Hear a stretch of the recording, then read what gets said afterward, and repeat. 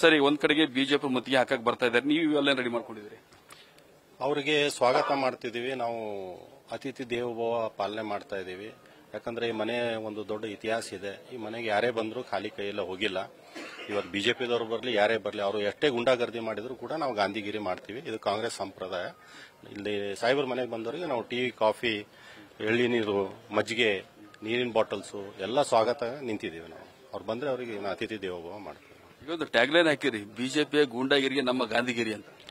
Sir, ಅವ್ರೇನ್ ಮಾಡಿದ್ರೆ ಅದ್ರ ತಕ್ಕಂತ ನಾವು ಗಾಂಧಿಗಿರಿ ಅನ್ನೋಂಥ ಒಂದು ಇದರ ಪ್ರಕಾರ ನಾವು ಇದು ಮಾಡ್ತೀವಿ. ಅವ್ರಿಗೇನು ನಾವು ಎತ್ ಕಟ್ಬೇಕು, ಈ ಟೈಪ್ ಎಲ್ಲ ಮಾಡ್ಬೇಕಂತಿಲ್ಲ. ನಾ ಮನೆಗೆ ಬರ್ತೀನಿ ಅಂತ ಹೇಳಿದ್ರೆ ಅದ್ರ ಸಲುವಾಗಿ ನಾವು ಇದೆಲ್ಲ ವ್ಯವಸ್ಥೆ ಮಾಡಿದೀವಿ. ಗುಂಡಾಗಿರಿ ರಾಜಕೀಯ ಅವ್ರದ್ದಿದೆ, ಗಾಂಧಿಗಿರಿ ರಾಜಕೀಯ ನಮಗಿದೆ. ನಮ್ದೊಂದು ಸಿದ್ಧಾಂತ ಇದೆ ಪಕ್ಷದ್ದು.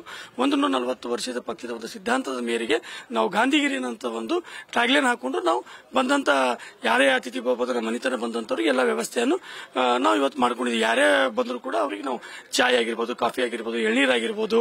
ಈಗ ಚಲವಾದಿ ಅವರು ಬೆಂಗಳೂರಿಂದ ಬರ್ತಾ ಇದ್ದಾರೆ, ಪಾಪ ಅವ್ರಿಗೆ ಎಳ್ನೀರು ಬಹಳ ಇಷ್ಟ ಇರ್ತದೆ. ಅವ್ರಿಗೆ ಎಳ್ನೀರು ಕುಡಿಸ್ ಕಳ್ಸೋಣ ಅಂತೇಳಿ ನಾವು ವ್ಯವಸ್ಥೆ ಮಾಡ್ಕೊಂಡಿದ್ದೀವಿ. ಚಲವಾದಿ ಅವರು ಹೇಳ್ತಾ ಇದ್ದಾರೆ, ನಾವೇನು ಬಿಗಿಸ್ತನಾಗಿ ಮಾಡಕ್ ಬರ್ತಾ ಇಲ್ಲ, ನಾವು ಹೋರಾಟ ಮಾಡಕ್ ಬರ್ತಾ ಇದೀವಿ, ನಮಗೆ ಅವಶ್ಯಕತೆ ಇಲ್ಲ ಅಂತ. ನೀವು ಹೋರಾಟ ಮಾಡಬೇಕಾಗಿತ್ತಂದ್ರೆ ನೀವು ರೋಡ್ ಮ್ಯಾಗ್ ಮಾಡಬೇಕಾಗಿತ್ತು. ನಿಮಗೆ DC ಆಫೀಸ್ ಇತ್ತು, ಅವ್ರ ಕಚೇರಿ ಇತ್ತು, ಮಿನಿಸ್ಟರ್ ಕಚೇರಿ ಇತ್ತು. ಅದು ಬಿಟ್ಟು ನೀವು ಮನೆಗೆ ಬರ್ತೀನಿ ಅಂತಂದಾಗ ನಾವು ನಿಮ್ಮ ಗೆಸ್ಟ್ ಮುಖಾಂತರನೇ ನಾವು ಸ್ವಾಗತ ಮಾಡಬೇಕಾಗುತ್ತೆ. ನ್ಯೂಸ್ ಫಸ್ಟ್, ನಿರ್ಭೀತಿಯಿಂದ ನಿಮ್ಮ ಪರವಾಗಿ.